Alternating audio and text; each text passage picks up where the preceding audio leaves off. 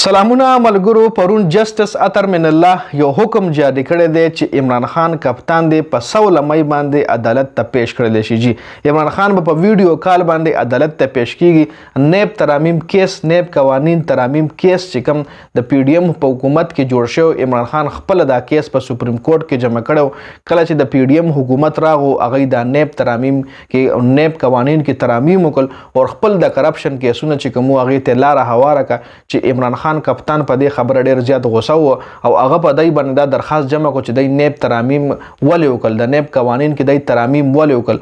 هغه کیس چې کوم دی اوس شروع شوی دی. په دغه کیس کې جسټس اطهر من الله دا حکم جاری کړی دی چې په دې کیس کې به عمران خان هم په عدالت کې پیش کیږي، ځکه عمران خان د دې کیس درخواست گزار دی. نو عمران خان به خپل په دې کیس کې په عدالت کې پیش کیږي. نو که چېرې فزیکلی نه پیش کیږي، د ویډیو کال په ترو باندې به پیش کیږي، خو عمران خان به ضرور پیش کیږي. اوس چې دا خبره د عمران خان مخالفینو اوریدلې ده، نو هغه رنګ پرنګ ډرامې شروع کړي دي. لفافه صحافیانو مختلف قسم بیانات جاری کړي دي چې در سره هم په دې ویډیو کې شریکوم چې لفافه صحافیانو څه ویلي دي. یو طرف ته کچري عمران خان عدالت ته پیش شو د ویډیو کال په ترو باندې، نو داغه आवाज داغه تصویر چې کوم دی 10 میاشتې پس په داغه سپورټران ویني. د حکومت ته په هم پریشانی ده په دې خبره چې مونږ ګوره څومره زور لګو چې د عمران خان تصویر، د عمران خان आवाज د دې میډیا نه غیب شي. نو هغه عمر عدالت حکم کوي چې عمران خان د عدالت ته پیش شي. چې عدالت ته پیش کیږي نو ښکارا خبره ده چې خلک پیویني. ټرایلز چې کوم دی اوپن ټرایلز دي، عوام هم تلی شي، میډیا هم تلی شي. بیا چې کپتان راځي نو تاسو سوچ هم نشئ کولی چې سړکونه بندي. خیر دا خو فزیکلی عدالت ته نه راځي، د ویډیو کال په ترو باندې به راځي. او دغه ویډیو کال ترو چې کوم دی دا کیس چې کوم دی دا په ټول میډیا باندې چلی. نو د میډیا باندې چلی نو ښکارا خبره ده چې کپتان به بیا خلک ویني. جی ټول نه لومبه عمران ریاض چې کوم دی د حواله سره خبره کړې ده د کپتان عدالت ته پیش کېدو حواله سره.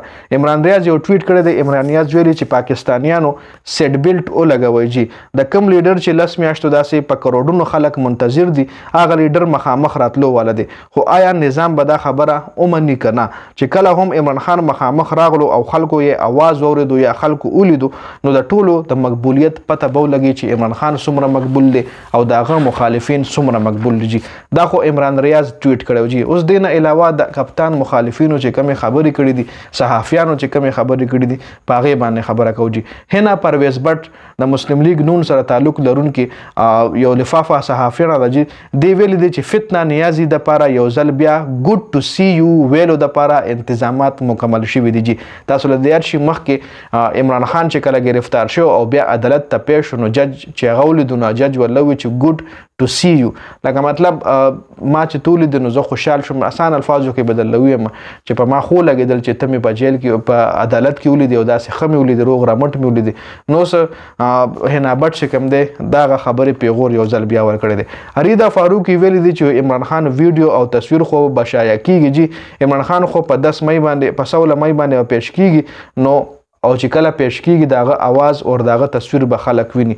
اریدا فاروقي سره اوس غم دی. جی چې یو طرف ته موږ زور کوو چې دی بیخي د میډیا نه غیب شو، بل طرف ته روان دی. جی حکمان خان ویلي دي چې آیا سپریم کورټ دا خبره یقیني جوړ کړي چې تقریبا 9 میاشتې پس په ټول قوم عمران خان وویني، او آیا قاضي صاحب د خان استدعا منظور کړه کنه، قاضي صاحب د خان استدعا منظور کړي کنه. دا کامران خان ویلي چې د هم د مسلم لیگ نون یو صحافي دی. بل جسټس بابر ستار آډیو لیکس کیس کې های کورټ چیف جسټس ته خط لیکل شوی دی چې په ما باندې په دې کیس کې ډیر زیات پریشر دی او ما ته دی مطلب د کیس نه مال دمکیانه ملاویږي چې د کیس نه شاله شي. نو ډیر دای صحافیان دي چې دغه جوړ نه دی چې عمران خان مطلب پیش شي او هغه خلک ویني، دغه आवाज خلک اوري. نو په دې ویډیو کې دا هم اپډیټ سوډي رضیا تمنه نجی د ویډیو کتلو. والسلام.